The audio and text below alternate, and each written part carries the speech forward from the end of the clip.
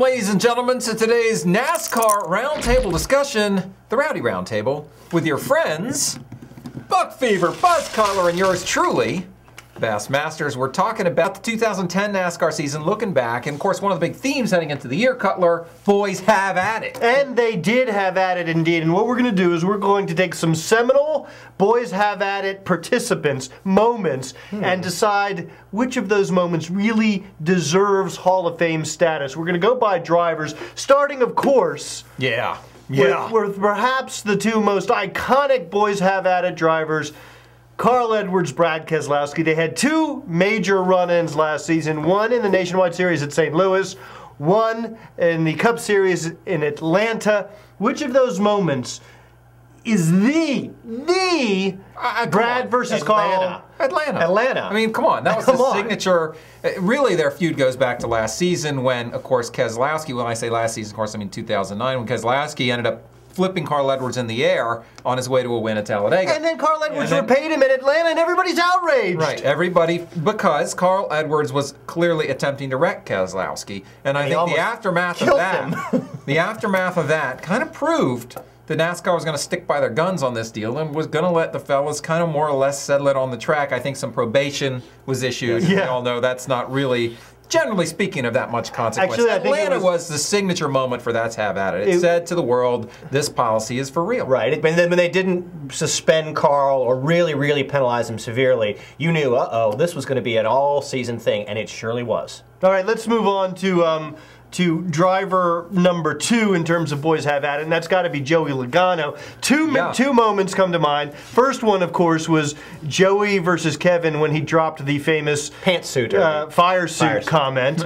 We know who wears the fire suit. Yeah, pantsuit is an entirely different thing. It's a different thing. I like my pantsuit. And then, of course, the Joey Logano versus Ryan Newman, AKA, don't touch me, don't touch me. Contra Tom. Yeah. To me, I mean, just I sort of I don't agree with I tend to lean towards the Ryan Newman incident, just because it was so comical to see Ryan Newman, just big, strong, badass Ryan Newman, and then little, scrawny Joey Logano. You know what? Don't underestimate Joey Logano. Oh, yeah. Okay? Ryan don't Newman, underestimate Joey. Just because you're scrawny doesn't mean you need to stick up I'm a for lot the less scrawny than guys. you, my friend. Ryan Newman looked like he was going to break Joey Logano in two. His body language was, he was close to smacking him. I got to tell you, was. I think I go back to Kevin Harvick and Joey Logano. They had a little run-in at Bristol in the Nationwide Series, and then Kevin more or less punted Joey at Pocono, after which Joey made his famous fire suit comment, and that to me was a signature moment for Joey Logano this year. As far as boys have at it, was getting into it with Kevin Harvick at Pocono and saying really for the first time for Joey, kind of coming out and making a comment like that. Wait, Joey's come out?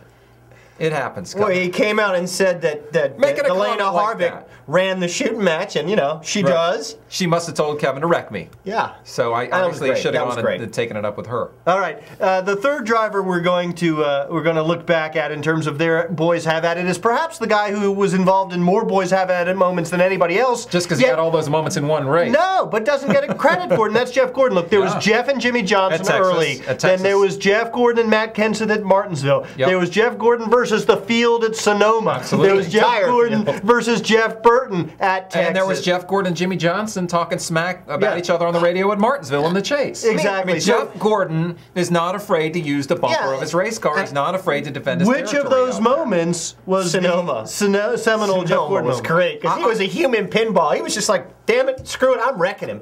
And he just wrecked everybody. I'm going to say the Texas moment with Jeff Burton, just because that was kind of the culmination of it all. You know, the sort of last boys have at it moment of the year was these two guys, you know, with Jeff Gordon striding down the track towards Jeff Burton and then giving him the two-handed shove and then getting in the ambulance. I love that moment. That was great. Because it was like they were walking down the main street of Dodge City, you know? It was these. Well, Jeff Gordon was walking, Jeff Burton was waiting. But he was walking with such urgency, and I heard this sort of Ennio Morricone soundtrack in the background. It was like something out of the Wild West. But you gotta love Jeff Gordon and Jimmy Johnson going at each other. I mean, when they first started in the spring Texas race, that was the indication, the confirmation that all is not well in the 48-24 world. Well, you know what? Maybe, you know, and I'm not going to look at it that way. Oh, I don't know if it's it. all is not well. I think it was like Jeff Gordon wants to compete with Jimmy Johnson, and he was sick of Jimmy. Does, and he he doesn't like Jimmy Johnson winning everything because he's a competitor too. I think I think and that Jeff Gordon will be back next season. The little known secret is that Jeff Gordon is not Mr. Nice Guy. He smiles, he's very friendly and all that, but when he gets out on the racetrack,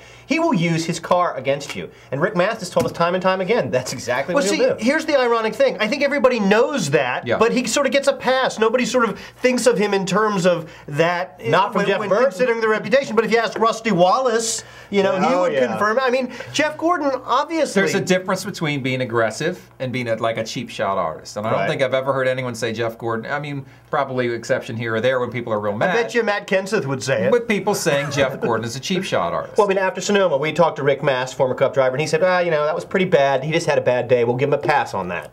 Right. You know? I think Jeff Gordon has earned, he's earned the respect that he has. Kyle Busch would not have gotten a pass for the same incident. That is true. But Jeff Gordon repeatedly does use his car aggressively and seems to, you know, get a pass more often than not. Well, I'm sure we'll have more Boys Have At It moments in 2011. It was a good season for some on-track feuding in 2010. We'll see what happens when we get to Daytona. They're down there testing tires right now. So that could be an interesting inauguration to the 2011 season. Until next time, for the Rowdy Roundtable, for Buck Fever and Buzz Cutler, my name is Bassmasters. Peace out. Peace out. Peace out. Peace out. No one ever says war out. War out. Which makes more sense, doesn't it? Well, they all say we would rather have war get out than peace. We want peace to come in. I feel a little wore out myself. I guess when I say peace out, maybe I'm trying to leave you with peace. Yeah. Peace. Now I'm going out. Rowdy.com. Say it like it is. Say what like it is? Rowdy.com.